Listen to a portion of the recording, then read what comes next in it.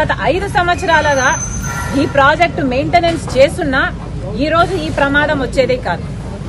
జగనన్న గారు గత 5 సంవత్సరాలుగా ముఖ్యమంత్రిగా ఉన్నారు.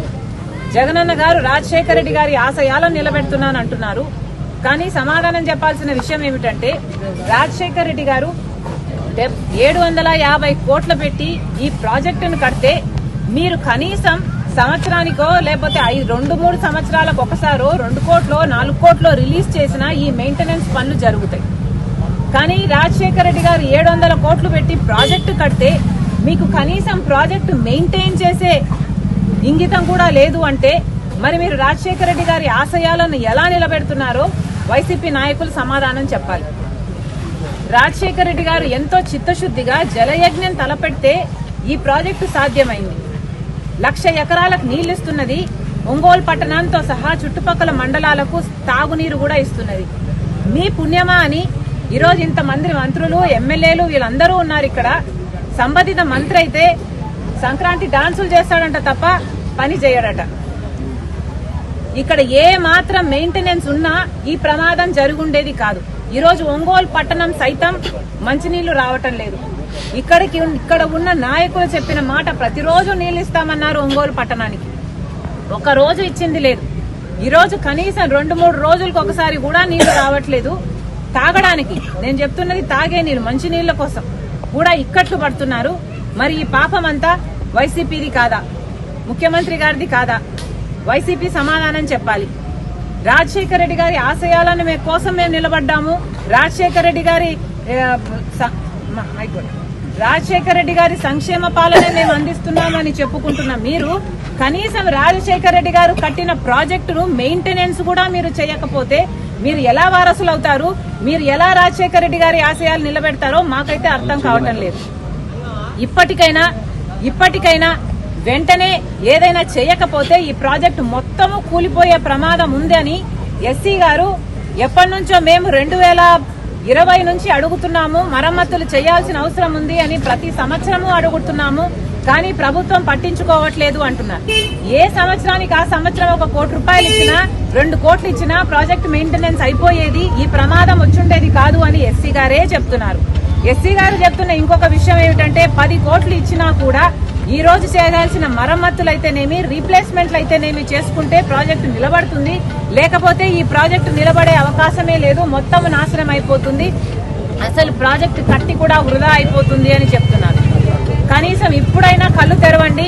వెంటనే చేయాల్సిన పనులు ఇప్పుడు అంటున్నారు మిర్చి పంట వేసుకున్నామమ్మా, ఇంకో పంట వేసుకున్నాము, మాకు ఇబ్బందులు వస్తాయి, ఫిబ్రవరి మార్చి నెలలో మాకు చాలా ఇబ్బందులు కలిగే అవకాశం ఉంది అని. రోడ్లు కాదు కదా, రోడ్లకు వేసుకోవడానికి డబ్బులు లేవు కదా, కనీసం జీతాలు ఇచ్చుకోవడానికి కూడా డబ్బులు లేవు. పొద్దున తిరుపూరు నుంచి ఒక అన్న వచ్చాడు, అమ్మా నా కొడుకు ఉద్యోగం చేస్తున్నాడు, ప్రభుత్వ ఉద్యోగం, కానీ 13 నెలలైందమ్మా జీతం ఇచ్చి. ఎక్కడా సామాజిక అభివృద్ధి జరగట్లేదు అని చెప్పేసి షర్మిల కామెంట్ చేస్తారు.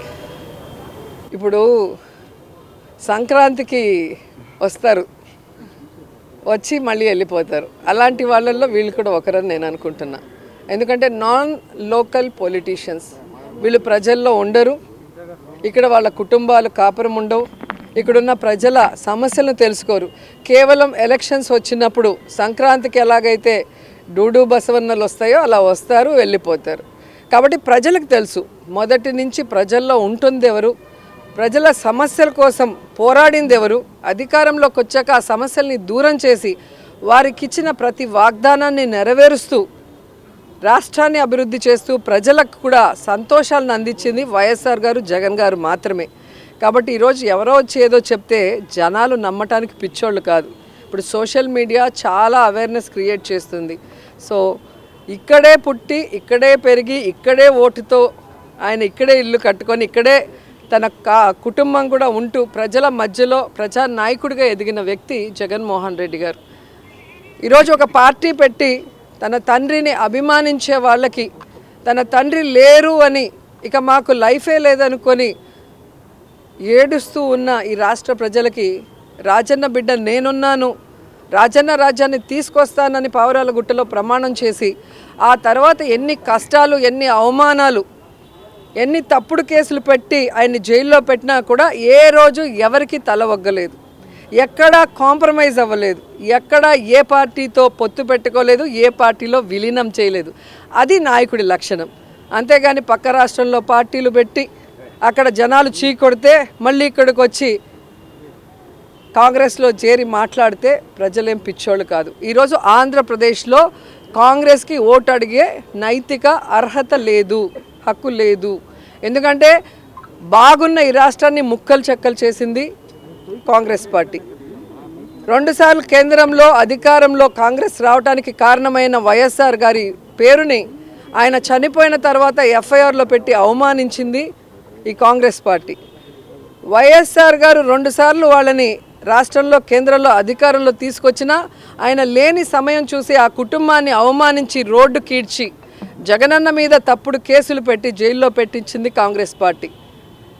అలాగే పార్లమెంట్లో తలుపులేసి రాష్ట్రాన్ని ముక్కలు చేశారే తప్ప రాష్ట్రానికి ప్రత్యేక హోదాని కూడా అనౌన్స్ చేయకుండా ఈరోజు రాష్ట్రం నష్టపోయే పరిస్థితి తీసుకొచ్చింది కాంగ్రెస్ పార్టీ. అలాంటి కాంగ్రెస్ పార్టీలోకి ఎవరొచ్చి ప్రచారం చేసినా వాళ్ళు జీరో అవుతారన్న విషయం వాళ్ళు తెలుసుకోవాలి. రీజనల్ పార్టీలు నియంత్రణలో మారుతున్నాయి అని చెప్పేసి కూడా షర్మిల కామెంట్ చేస్తున్నారు. తను కూడా ఒక రీజనల్ పార్టీకి హెడ్గా ఉంది కదా, మరి తనే ఆన్సర్ చెప్పాలి. ఈరోజు జగన్మోహన్ రెడ్డి గారు ఎవరిని కూడా లీడరు కార్యకర్త అని ఎప్పుడు అన్నాడు. వైఎస్ఆర్ కుటుంబం అంటాడు మమ్మల్ని అందరినీ కూడా. ఈరోజు ఎస్సీ ఎస్టీ బీసీ మైనారిటీ సామాన్యులందరినీ కూడా అసామాన్యులుగా మంత్రుల్ని డిప్యూటీ సీఎంలు చేసిన ఘనత జగనన్నకే ఉంది. నియంతృత్వ పోకడలు ఉంటే ఇవన్నీ ఎలా జరుగుతాయి? గతంలో మీరు అందరూ రాజకీయాలను చూశారు. గతంలో మినిస్టర్లు ఎవరు, వాళ్ళ పరిపాలన విధానం ఎలా ఉంది, ఈరోజు ఎలా ఉందో మీరు చూడండి. ఒక మేనిఫెస్టోని జగన్మోహన్ రెడ్డి గారు ఇచ్చిన రోజే చెప్పాడు, ఇదొక బైబిల్, ఇదొక ఖురాన్, ఇదొక భగవద్గీతగా దీన్ని భావించి నేను పనిచేస్తానన్నారు. అదేవిధంగా పనిచేశారు. ఈరోజు ప్రతి కుటుంబంలో ఎంతమంది ఉంటే అంతమంది ఎస్సీ ఎస్టీ బీసీ మైనారిటీ ముఖ్యంగా మహిళలకి ఈరోజు సంక్షేమాన్ని అభివృద్ధిని అందించారు. కాబట్టి అంబేద్కర్ గారి నిజమైన వారసుడుగా సోషల్ జస్టిస్ అనేది చేశారు. కాబట్టి ఈరోజు గర్వంగా అంబేద్కర్ గారి మహాశిల్పాన్ని ఆయన ఆవిష్కరించారు. అలాగే గాంధీ గారు కలలు కన్న గ్రామ స్వరాజ్యాన్ని కూడా జగనన్న తీసుకొచ్చి ప్రజల వద్దకే పరిపాలన వెళ్ళింది. కాబట్టి ఈరోజు ప్రజలు ఎవరికి లంచాలను ఇవ్వాల్సిన అవసరం లేదు, ఏ నాయకుడికి తల వంచి కాళ్ళు పట్టుకోవాల్సిన అవసరం లేదు. డైరెక్ట్గా డీబీటీ ద్వారా వాళ్ళ అకౌంట్లకే వారి ఇంటికి వాలంటీర్ వెళ్ళి వారికి కావాల్సిన పేపర్స్ తీసుకొని ఎవరు దేనికి అర్హత ఉంటే అది డైరెక్ట్గా వాళ్ళ ఇంటికి వస్తుంది. అంటే ఎక్కడ నియంత్రిత పోకడలు ఉన్నాయో ఒకసారి చెప్పాలి. కాబట్టి వాగే నోర్లకి 2024 సమాధానం చెప్తుంది.